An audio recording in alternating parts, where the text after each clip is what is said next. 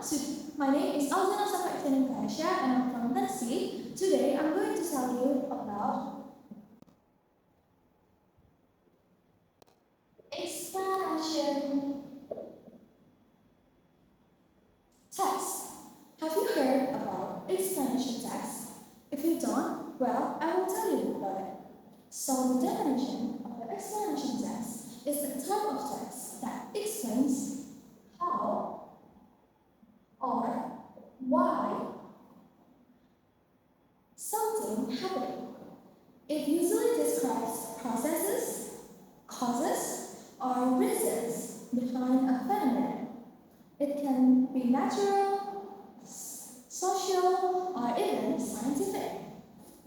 So the example is how a rain forms. This is the example.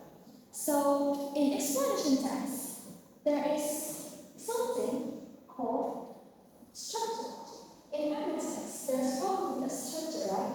So in explanation text, there is a structure too. There is a general. First, there is a general statement. So, general statement introduces the topic or the phenomenon being explained. And also, it gives the background of the information. So, the example is a volcanic eruption is a natural phenomenon that occurs when magma from inside the earth rises to the surface. So, in Indonesia, if you don't really understand, in Indonesia, general statement means pernyataan umum. The second one is sequence of explanation. So, sequence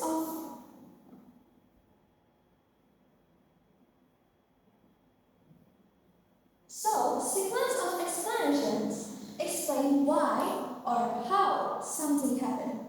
So, sequence of explanation usually support general statement.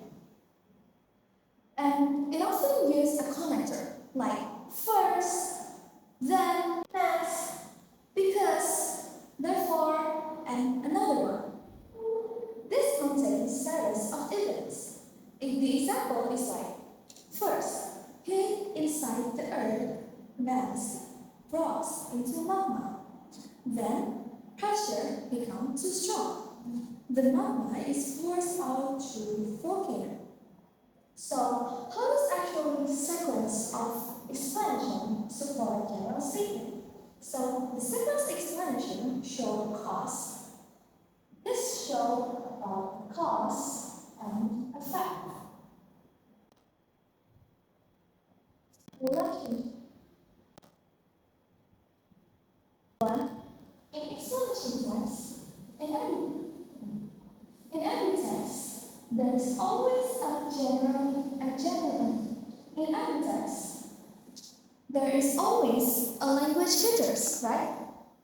So, in explanation text, there is 4 language features that we will learn. First of all, is the simple present tense.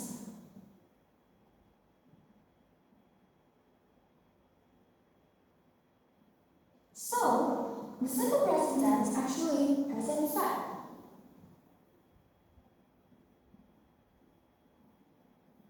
We have present tense, such as like water evaporates, because it deals with a general truth or process.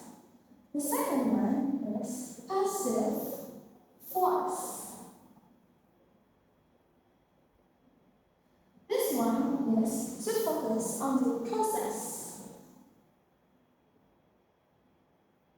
itself rather than subject doing the action.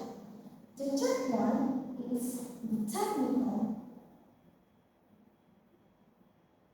terms, which is the technical or scientific terminology relevant to the subject matter is used.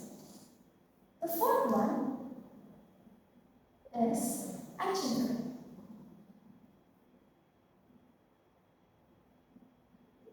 So, action verbs, as we all know, the action verbs explain the actions involved in phenomenon, such as like produce, flow, move, and breathe. Sorry.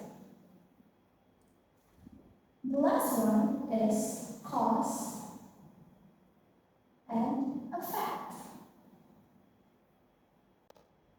Connectors. So the last one is cause-effect connectors. This cause-effect connectors is to explain the sequence of events. Terms like then, often that, therefore, and because are used. So I think that's all that I can tell you today. I hope there's a lot of things that you can learn. Sorry if I have any mistakes in my teaching. Thank you. Wassalamualaikum warahmatullahi wabarakatuh.